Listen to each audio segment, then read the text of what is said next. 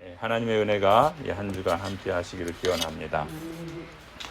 오늘 본문은 하나님께서 내려주신 명령으로 인해서 예레미야 선지자의 개인의 삶이 어떻게 영향을 받는지를 보여주십니다. 이것을 통해서 하나님께서는 남유다의 언약 백성에게 내리시는 하나님의 심판이 얼마나 두려운 것인가를 예고해 주시는 것이죠. 첫 번째 명령은 하나님께서 예레미야 선지자에게 결혼도 하지 말고 평생 독신으로 살며 자녀도 두지 말라고 명령하십니다. 1절, 2절이죠.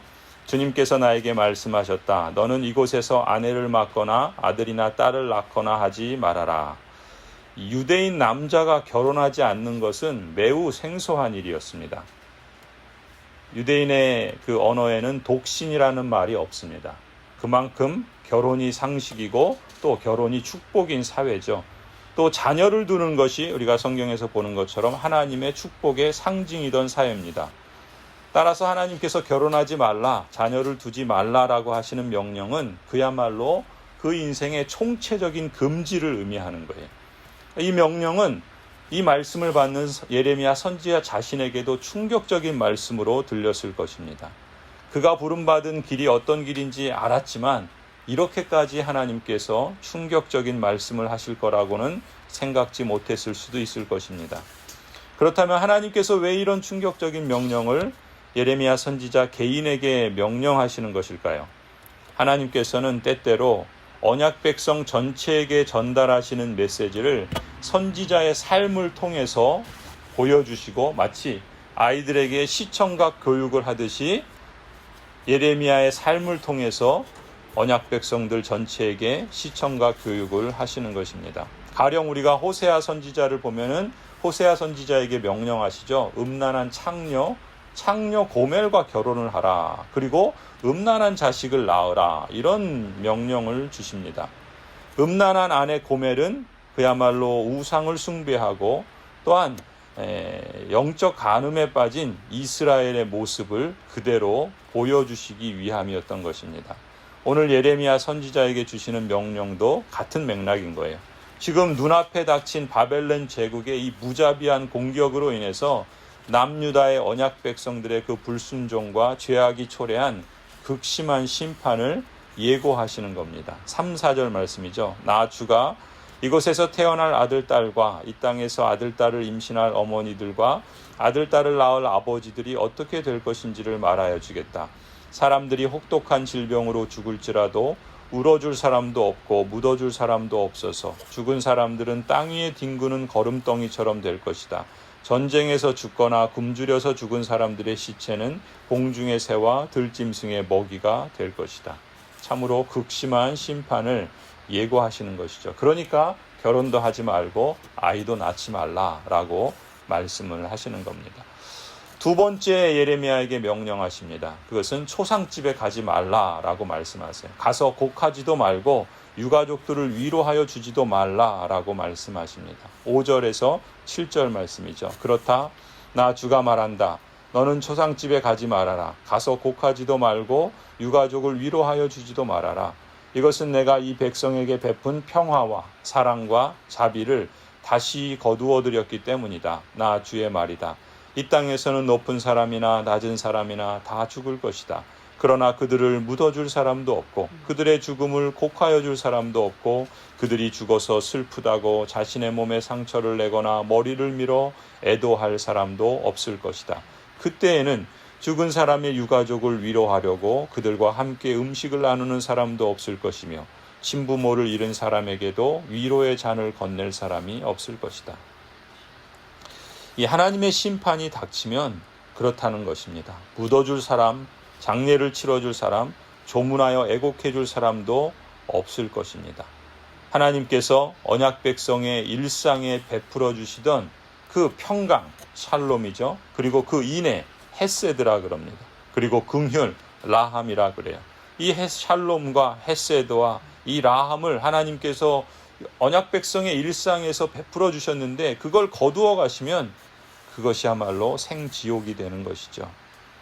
이 평화로운 일상이 얼마나 감사한 일인지 우리도 그렇죠. 때때로 무언가를 잃거나 늘 당연한 것으로 여겼던 것이 불가능하게 될 때 그것의 그 가치와 소중함을 비로소 깨닫게 되지 않습니까? 결혼하고 자녀를 낳고 평화롭게 사는 것, 또 때로는 혹 아픔을 당할지라도 그래도 함께 울어주고 함께 위로해주고 또 함께 조문해주고 함께 더불어 살아가는 것, 이처럼 평범한 일들마저 하지 못하는 상황에 처하게 될 때 그 평화로운 일상이 얼마나 감사한 일인지, 또 그렇게 더불어 함께 살아가는 사람들이 있다는 것이 얼마나 감사한 일이지. 아니, 그것이 사실은 하나님의 은혜의 선물이라는 것을 비로소 깨닫게 되는 것이죠. 지혜로운 사람은 어떤 사람이겠습니까? 참으로 지혜로운 사람은 이 평화로운 일상을 주신 하나님께, 그것이 하나님의 선물이라는 것을 인식하는 사람이죠. 그리고 그것으로 인해서 늘 감사하면서 사는 사람이 지혜로운 사람이라고 믿습니다. 때로는 인생의 고난의 길을 걸을 수도 있습니다. 그때에도 함께 울어주고 함께 기도해주고 함께 위로해주는 사람들이 교회 공동체 안에 있다는 것이 하나님의 은혜임을 알고 교회를 소중히 여기고 또 성도 서로서로를 소중히 여기는 사람이 참으로 지혜로운 사람이라고 믿습니다. 마지막 세 번째 명령을 하나님께서 예레미야 선지자에게 주십니다.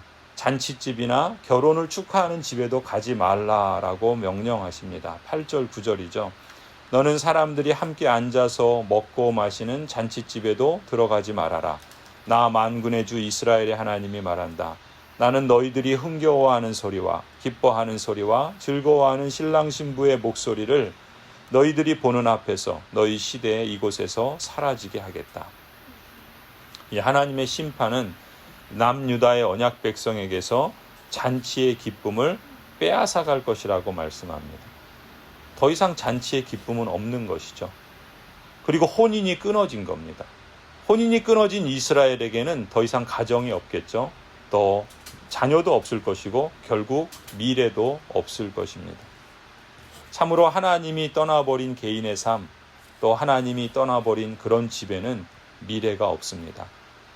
우리 삶의 중심에 하나님이 안 계신다면 그 삶은 사실 아무것도 아닙니다. 그저 짐승처럼 살아가는 그런 인생인 것뿐이죠. 우리 다음 세대가 하나님을 떠나버려서 하나님이 내리시는 그 일상의 축복이 끊어지는 일이 없도록 해야 되겠습니다. 교회의 직분자들과 교사들과 모든 성도들이 믿음으로 살아가며 기도로 간구하고 지혜와 물질과 힘을 모아서 투자해야 할 이유가 여기에 있습니다. 예레미야 16장 10절부터 13절에서 이렇게 세 가지 명령을 주시며 하나님께서 예레미야 선지자에게 보여주시는 그 명령의 이유를 이제 설명해 주십니다. 10절이죠. 그러나 너가 이 백성에게 이 모든 말을 전달하면 그들이 너에게 묻는다는 거죠. 무엇 때문에 주님께서 이토록 무서운 재앙을 모두 하나님의 언약 백성인 우리에게 선포하시는가? 우리가 주 우리의 하나님께 무슨 죄를 짓고 무슨 잘못을 저질렀단 말인가? 이렇게 당연히 묻겠죠. 그러면 이제 하나님께서 예레미야 선지자에게 이렇게 대답하라고 말씀해 주십니다. 나 주의 말이다. 너의 조상이 나를 버리고 다른 신들을 쫓아가서 그들을 섬기며 경배하였다. 너희 조상이 나를 버리고 내 율법을 지키지 않았다. 그 조상들이 행한 악행과 하나님께 대한 불순종을 하나님께서 꾸짖는 것이죠. 그런데 그 다음은 더 기가 막힌 일입니다. 12절 보면 그런데 너희는 너희 조상들보다도 더 악한 일을 하였다. 너희는 각자 자신의 악한 마음에서 나오는 고집대로 살아가며 내 명령을 따라 순종하지 않았다. 그러므로 내가 너희를 이 땅에서 쫓아내어 너희가 알지 못하는 땅, 너희 조상도 알지 못하는 땅에 이르게 하겠다. 그러면 너희가 거기에서 낮이나 밤이나 다른 신들을 섬길 것이며 나는 너희에게 다시는 긍휼을 베풀지 않을 것이다.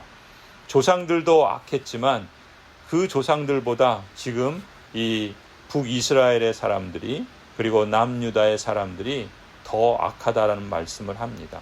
자신들이 지금 무슨 죄를 짓고 있는지도 모를 정도인 거예요. 무슨 잘못을 저질렀냐고 하나님께 따지고 있다는 것입니다. 그래서 그렇게 악한 마음에서 자기 고집대로 살아가며 하나님의 명령을 따라 순종하지 않는 이 언약 백성들에게 하나님께서 말씀하시는 겁니다. 그 조상들도 알지 못하는 땅, 그 땅으로 쫓아내시겠다. 그렇게 말씀하시죠. 그것이 바벨론 제국입니다. 그리고 그 바벨론 제국에 의해서 이 남유다의 언약 백성들은 이제 포로로 끌려가게 되죠. 사실 벌써 100년 전에 이 북이스라엘은 이미 망했습니다. 하나님께서 그들을 심판하셔서 이제 땅 곳곳으로 흩어버리시고 그 북이스라엘 땅은 온갖 잡족들이 혼혈의 그러한 삶을 살며 더 이상 하나님의 언약 백성이라고 할 수 없는 그런 심판을 내리셨는데, 남유다는 그것을 보고서 타산지석으로 삼지 않고 오히려 남유다도 다윗의 길을 쫓지 않고 오히려 불순종의 더 악한 길을 살았던 것이죠. 그래서 결국 그들도 587년에 바벨론에 의해서 멸망하게 되고, 많은 사람들은 이 바벨론 제국의 포로로 끌려가게 돼서 이제 하나님께서 그 아브라함을 그 땅에서 오히려 약속의 땅으로 들이셨는데 이제 거꾸로가 된 거예요. 하나님께서 약속의 땅에서 그 백성을 쫓아내셔서 아브라함이 살던 그 우상의 땅, 그 바벨론 제국, 그 유프라테스 강, 이 세상이 자랑하는 그러한 땅에 포로로 끌려가서 거기서 노예처럼 살게 하시는 그런 일들이 벌어지게 된 것이죠. 이 다른 신들을 쫓는 것, 하나님의 언약 백성들이 그래서 결국 다른 신들의 나라로 옮겨지게 됩니다. 거기서는 하나님께 예배하고 싶어도 오히려 밤과 낮으로 다른 신들을 섬겨야 하고, 그래서 하나님께서는 그들에게 다시는 긍휼을 베풀지 않으시는 그러한 형편 가운데 처하게 된다라는 것이죠. 그렇게 보면은 하나님을 섬길 수 있는 것도 은혜고, 또 하나님을 마음껏 예배할 수 있는 것도 은혜의 선물이라고 믿습니다. 내가 하고 싶은 대로 그냥 내버려 두는 것은 그것 자체가 하나님의 심판의 증거입니다. 우리가 믿음의 조상으로 살아야 되겠습니다. 아브라함이 그랬던 것처럼 우리도 우리가 사는 이 당대에 우리의 다음 세대들에게 말하자면 믿음의 조상이 되는 것이죠. 우리가 믿음의 조상으로 살면 우리들도 우리 시대의 복을 받고 살게 됩니다. 의로우신 하나님께서 말씀하신 대로 그 복을 우리에게 베풀어 주시죠. 비록 이 땅에서 때로 고난을 당할지라도 우리를 위로해 주시고 영원한 생명에 그러한 복을 주실 뿐만 아니라 하나님께서 또 다음 세대에게 이어지는 그러한 은총을 끊임없이 영원한 언약을 기억하셔서 지키신다는 것이죠. 그러나 믿음으로 살지 않고 우상을 숭배하고 살면 그것만큼 고생이고 그야말로 생지옥을 경험하게 되는 것입니다. 그런데 자녀들의 시대에 그렇게 하나님을 떠나서 이제 죽음과 멸망과 더 이상 애곡해 줄 사람도 없는, 결혼할 사람도 없게 되는 그런 하나님의 심판이 임하게 된다면 이 얼마나 참으로 참담하고 참으로 고통스러운 일입니까? 우리의 삶을 통해서 하나님의 말씀이 선명하게 드러나기를 원합니다. 오늘 하루 그리고 매일매일의 일상 가운데 하나님께서 베푸시는 그 평화, 그 샬롬이, 하나님께서 우리에게 베푸시는 그 인애, 헤세드가, 또 하나님께서 우리에게 허락하시는 그 긍휼, 라함이 충만하게 되기를 간구해야 할 것입니다. 그래서 평화로운 일상을 주시는 하나님께 감사하며 살기를 원합니다. 혹 우리가 인생의 고난의 길을 걸어갈지라도 함께 울어주고 함께 기도해주고 또 함께 위로해주는 사람들이 우리 교회 공동체 안에 있다는 것을 우리가 인식하고, 하나님의 그것이 하나님의 은혜임을 우리가 알며 교회를 소중히 여기고 또 성도 서로를 소중히 여기는 그러한 복된 인생의 삶을 살아가기를 간절히 축원합니다. 기도하시겠습니다. 하나님, 연약하고 또 무능력하며 때로는 고집스럽고 완악하기까지 한 우리를 하나님께서 내치시지 아니하시고 오히려 하나님의 그 무한하신 사랑으로 그렇게 끌어안아 주시고 품어주신 것을 감사합니다. 하나님, 그 은혜를 우리가 늘 되새기며 십자가의 그 대속의 은혜, 또 지금도 우리를 위해서 간구하시는 성자 예수 그리스도의 놀라우신 은혜, 아니 우리와 함께 하셔서 우리의 삶의 여정을 동행해 주시는 성령 하나님의 그 놀라우신 그러한 충만한 은혜가 우리 안에 있음을 늘 인식하며 살아가기를 소원합니다. 이 세상이 참으로 하나님과 동행하는 삶이라면 우리에게 아무것도 없어도 우리는 그 어떤 것보다 소중한 것을 소유하고 있는 사람이라는 자부심이 있고, 그래서 기쁜 길을 걸어가든 때로 어려운 길을 걸어가든 우리가 하나님과 함께하는 이 삶의 여정 속에 오늘 주시는 기쁨에 대해서 감사할 수 있으며, 또 때로 겪는 여러 가지 고난과 아픔 속에서도 하나님을 의지하고 신뢰하며 우리를 온전하게 빚어가시는 하나님을 알아가게 하시니 감사합니다. 또한 우리가 홀로 있지 않고 교회 공동체 안에 속하게 하셔서 우리 각자가 다 모나고 또 흠이 있지만 그러나 함께 그 안에서 보듬어가고 다듬어지고 그렇게 하나님의 사람으로 그리스도의 몸을 온전하게 이루어가게 하시니 하나님 감사합니다. 참으로 우리가 서로를 통해서 함께 기뻐하며 함께 예배하며 또 함께 기도하며 또 함께 하나님을 섬길 수 있는 것이 얼마나 복되고 감사한 일인지를 다시 한번 확인하며 그 일상 속에서 하나님이 주시는 평화로운 삶이 더욱더 충만하게 되기를 기도합니다. 또 하나님, 우리가 때로 어려움을 당할 때 함께 울어주고 또 함께 위로해주고 또 함께 있어주는 그러한 공동체의 소중함을 우리가 깊이 인식하여서 우리가 그런 사람이 되어주고, 혹 우리가 그런 아픔을 겪을 때에도 그런 위로를 서로 받아줄 수 있는 그러한 아름다운 공동체로 더욱더 성장해 갈 수 있도록 주님 우리 교회 위에 축복하여 주시옵소서. 또한 그러한 사랑과 또 긍휼과 또 인내하심이 우리 안에만 머물러 있지 않게 하여 주시고, 자연스럽게 우리의 삶과 또 증거와 또 선포를 통하여 우리 다음 세대에게도 더욱더 선명하게 드러나게 하여 주시옵소서. 아울러서 우리 마을에도 여러 가지 중독과 또 가난과 또 얽매인 것과 죄와 또 고통과 신음으로부터 벗어나게 하실 뿐만 아니라 보다 더 살기 좋고 함께 더불어 살아가며 그 안에서 하나님의 그 생명의 모습들이 다양하게 퍼져가고 확산되어져 갈 수 있도록 우리 교회가 그러한 하나의 중요한 역할들을 이 땅 가운데 우리 마을에서 잘 감당함으로써 하나님을 영화롭게 하고 또 함께 하나님의 나라를 이루어가는 그런 교회로 하나님께서 쓰임받을 수 있도록 주님 인도하여 주시옵소서.